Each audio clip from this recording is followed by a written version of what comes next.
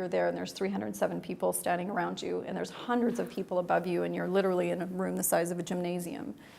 And there's a camera pointed right at you and it's live national television.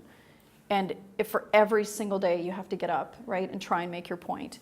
And when you get up to make your point, people at home can't see anything but you. But around you and above you, people are doing everything like short of throwing a shoe at your head.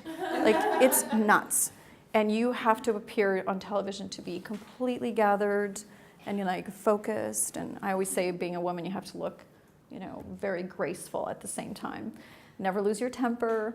And literally around you, it's just mayhem, like complete mayhem. So being in the House of Commons is a very interesting, it's an interesting place to be. In parts of Parliament, there were no women's washrooms. And when I first started, people thought that I was a staffer. And, I got asked to go get a coffee for one of the MPs once because they thought if I was a young woman, and I got blocked from entering the House of Commons once because, you don't look like an MP. So there's so many stories like that. Because when I started, I was the youngest woman ever appointed to cabinet in Canadian history, and I sit around a cabinet table and I was the only woman, in the room. Even people around the room that were supporting all of us were mostly, if not all, men.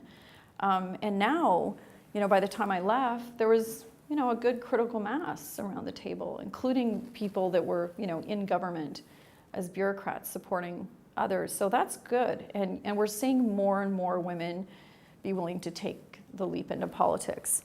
Although it's so rough on social media for women that I think that's one of the things that's really tough, that a lot of women see that treatment and they don't want to step in.